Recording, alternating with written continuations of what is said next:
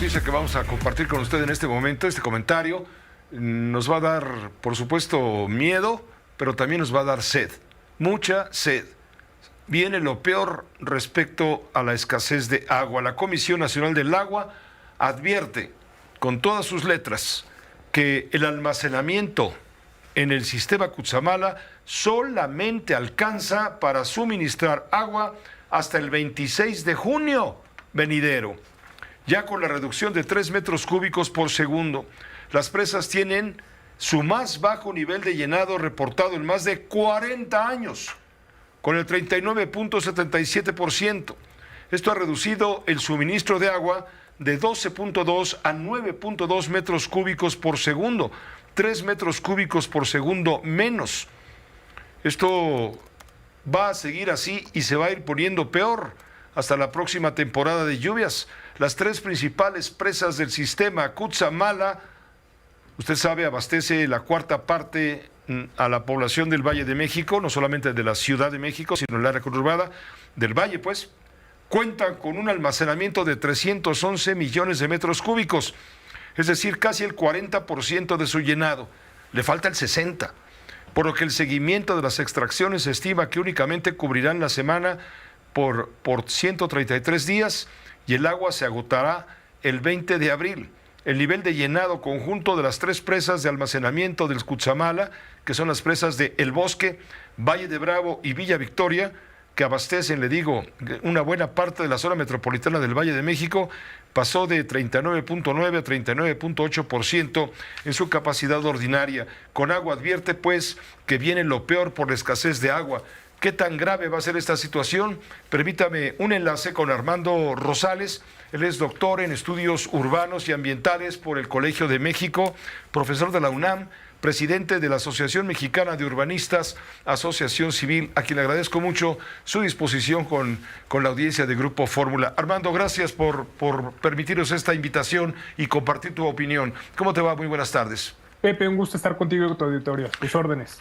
¿Cómo es que hemos llegado a esta crisis del agua? ¿A quién es imputable? ¿Al dios del agua? ¿A Tlaloc? ¿Al gobierno? ¿A la administración? ¿Al mantenimiento? ¿Por qué estamos como estamos en esta orilla de un abismo?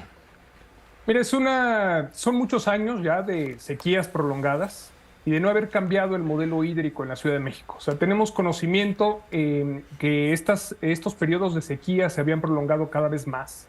Fenómenos como el calentamiento global han ocasionado una disminución en las lluvias, sobre todo en la cuenca de México, que es una cuenca muy alta, entonces las nubes tienen que traspasar, digamos, todo el eje neovolcánico para poder más o menos abastecer de agua a la Ciudad de México.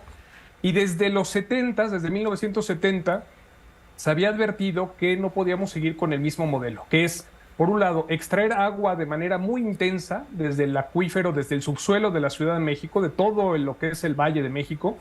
¿Por qué? Porque ocasionaba rupturas, hundimientos, fracturas de las redes y, en fin, constituía un círculo vicioso. Y por otro lado, pues se optó por extraer agua de cuencas lejanas, primero de Lerma, que secamos primero toda la cuenca de Lerma, las antiguas lagunas del Lerma, después se instalaron pozos profundos en el Lerma y después todo el sistema de presas del Cutzamala, que eran originalmente presas de carácter hídrico.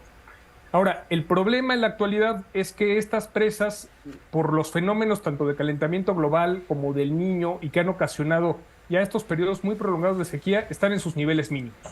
Y además hemos tenido un mal manejo del agua en la Ciudad de México. O sea, tenemos organismos municipales fragmentados, muchas veces quebrados, sin dinero, y luego tenemos una extracción de agua ilegal. Tenemos 2.500 pozos contabilizados de manera ilegal en toda la cuenca de México, además de extracciones que se hacen de manera clandestina a la propia red del Cutzamala, que ocasiona que, por un lado, el organismo de cuencas del Valle de México suministra un caudal, pero tanto el SACMEX en la Ciudad de México como la CAEM en el Estado de México reciben menos agua de la que supuestamente se les suministra.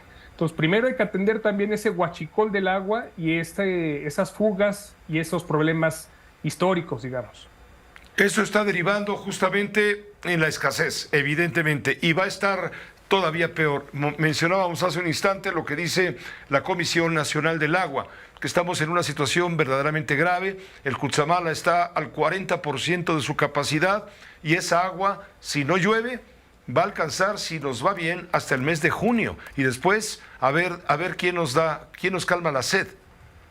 Así es, ¿no? Tenemos presas que se encuentran menos del 34%, algunas ya casi en el 30%. Valle de Bravo está en una situación crítica, pero hay otras presas también en el Estado de México que permiten abastecer a los municipios mexiquenses y hay unas que están completamente secas. Entonces, una situación muy grave en este momento. Ahora, el problema no es que empiece a llover de manera intensa en junio. No se va a alcanzar a recuperar el nivel de las presas. Tenemos que cambiar, o sea, tenemos que invertirle de manera muy acelerada. O sea, necesita haber inversiones millonarias para reparar las fugas de redes, que en la Ciudad de México alcanzan hasta el 40% del caudal suministrado que se pierde en las redes de agua potable. Tenemos que reusar agua. En la Ciudad de México se trata solamente el 30% y en el Estado de México menos del 20% del agua para reutilizar y para el consumo humano. Y se tienen que asegurar también otras fuentes que están muchas veces o en manos de pequeños comuneros, en manos también del crimen organizado, que son pequeños manantiales y otras fuentes de abastecimiento en toda la Ciudad de México. Si no, puede desatarse este problema a partir de junio de manera todavía mucho más grave de lo que ya estamos viviendo, que ya hay bloqueos, ya hay cierres de calles, ya hay manifestaciones de vecinas y de colonos quejándose por la falta de agua. Ahora, esta situación se puede agravar porque estamos viviendo el fenómeno del Niño.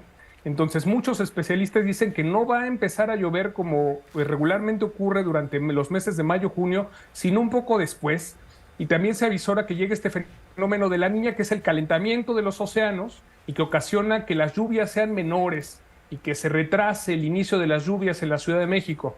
Entonces, podemos enfrentar una situación muy difícil en junio si no se toman en la actualidad medidas urgentes, sobre todo para el suministro con el que contamos en este momento, que no es el ideal y que deberá de cambiar a futuro, se pueda asegurar sobre todo para los municipios de la zona metropolitana y también para la Ciudad de México.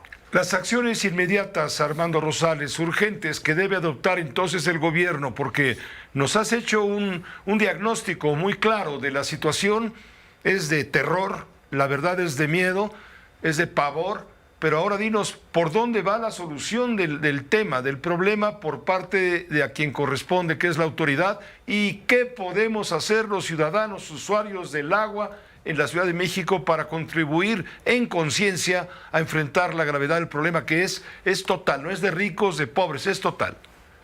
Sin duda, todas y todos debemos de contribuir. Debemos de iniciar con un proceso y un programa de recuperación de agua de lluvia en toda la zona metropolitana. En la Ciudad de México se ha tratado de implementar este programa de cosecha de lluvia, que es instalar sistemas de captación de agua pluvial en la Ciudad de México, pero solamente ha alcanzado unas 80,000 viviendas. Necesita ser mucho más intensivo y también en todo el Estado de México. Pero más allá de eso, también el gobierno primero, como mencioné, invertir en reducir las fugas de agua potable de manera inmediata, transparentar la manera en la que se está distribuyendo el agua en la Ciudad de México. ¿Por qué? Porque es muy desigual. Hay algunas alcaldías y zonas en el poniente del Valle de México que reciben caudales muy intensos, de 500 litros habitante día, mientras que la zona oriente o asentamientos informales reciben apenas 28, 40 litros por habitante al día, o sea, 10 veces menos. Entonces necesitamos primero hacerlo más equitativo para que todos tengamos en este momento acceso a los mínimos vitales. Y luego necesitamos además iniciar ya, y yo creo que eso ya lo pueden hacer los gobiernos municipales y estatales, ver dónde están esos pozos ilegales, cómo se están controlando estos 2,500 pozos que se tienen contabilizados en la Cuenca de México, que extraen el agua de manera ilegal y que no están concesionados, y poder hacer uso de ellos para poderlos inyectar a la red, o al menos para poder garantizar el suministro a través de pipas en toda la Cuenca de México y en toda la zona metropolitana. Esas son acciones urgentes también del lado del gobierno, además pues de la conciencia que debemos de tener todos de cuidar, ahora sí, de manera decidida el agua en esta temporada de sequía grave que vamos a enfrentar. Doctor, te agradezco muchísimo tu tiempo y la amplísima explicación. Espero que le haya quedado muy claro a quien nos favorece con su atención. Si nos permites, dejemos la puerta abierta para seguir hablando de este asunto y no nos burlamos de sed, no nos burlamos de sed al ignorar las verdaderas consecuencias de la escasez. Que estés muy bien. Con todo gusto, Pepe, a tus órdenes, como siempre. Gracias, igualmente. Que estés muy bien. Es Armando Rosales, doctor en estudios urbanos y ambientales por el Colegio de México. Mire, tiene toda la razón el doctor Rosales cuando dice que uno de los graves problemas, aparte de que no está lloviendo ni va a llover lo que se necesita, está el tema criminal del robo, del huachicoleo o aguacoleo, o no sé cómo llamarle, cuando se roban el agua de las tuberías. Esto lo está manejando también mucha gente experta. Laura Cardoso preparó este reportaje. Escuche usted con atención, por favor. La falta de agua ha derivado en la comercialización ilegal de esta, de la apropiación de pozos por parte de comunidades, de tomas clandestinas y huachicoleo. La tensión por no tener agua ha escalado en protesta y violencia. Ariana Mendoza es especialista del Instituto de Investigaciones Sociales de la UNAM y realiza un estudio específicamente en Ecatepec, uno de los municipios con más escasez de agua y donde ha visto cómo esta se ha convertido en un negocio y botín de bandas criminales y piperos. Pues, el control por los territorios, ¿no? De varios grupos criminales, ahora implica el control justamente de los pozos, ¿no? Y de la distribución de esta agua por parte de algunos sindicatos de piperos, de transportes. Y es que dice, el negocio de la venta de agua genera cientos de millones de pesos. Un tambo de 100 litros puede costar en esa zona del Valle de México hasta 300 o 400 pesos. A eso hay que sumar la falta de infraestructura y voluntad política. Manuel Perló, especialista en planeación urbana, dice que hay que agregar el robo hormiga y el daño a las tuberías de la red de agua potable. Pero además de eso, vemos el tema del huachicoleo y del robo del agua, tanto por grupos realmente que son bandas organizadas, incluso peligrosas, criminales, como también vemos el robo de agua a nivel hormiga y en muchos lugares haciendo rupturas en la red, cosa que le causa un daño al sistema. Y todo eso ha derivado que en algunas zonas sea la misma comunidad la que controle los pozos de agua y sea la que decida a quién y cómo se reparte el agua. Fórmula Noticias, Laura Cardoso Tierra. Pepe, y son 284 colonias aquí en la Ciudad de México las que están recibiendo el agua por tandeo, no lo están recibiendo por la tubería de manera normal. Hay una forma de saber si tu colonia está afectada. Bueno, en realidad hay dos, pues si no te llega agua es que está afectada. Pero también si quieres tener la certeza de que vas a recibir agua por tandeo, hay que consultar la página de internet aguaentucolonia.cdmx.gov.mx, la repito para quienes nos escuchan a través de la radio, aguaentucolonia.sacmex.cdmx.gov.mx, todo en la barra de direcciones, y ahí te aparece el listado de direcciones que no está actualizado, porque a final de cuentas todavía no se incluyen las afectaciones por la reducción del caudal por el Cutzamala, reducciones que empezaron desde hace algunas semanas. Sí, el gobierno de la ciudad está informando también que 286 colonias de 10 alcaldías son las que padecen este movimiento irregular y ocasional de agua por tandeo, solo por horarios y en algunos días de la semana, como tú lo explicabas.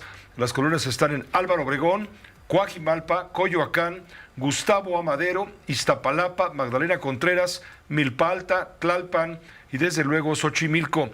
Tendremos información en la medida en que sea necesario proporcionarla para usted, si nos sigue, por supuesto, respecto a la inquietud donde el agua va a ser repartida ya ante la emergencia por tandeo. Y mire, la escasez de agua y la falta de agua puede llegar a puntos extremos de violencia incluso, como hemos venido planteando en este recorrido, en esta información. Por ejemplo, en Acambay, en el Estado de México, ayer hubo una manifestación, estamos mostrando la imagen a través de Telefórmula. Un grupo de pobladores de Acambay se acercan a las oficinas, a las instalaciones de la Comisión Nacional del Agua, allá en Acambay, dan portazos, es decir, derriban o mueven una reja, entran por la fuerza y con palos, palas, machetes, en fin, rompen cristales de las instalaciones en protesta justamente porque no tienen agua.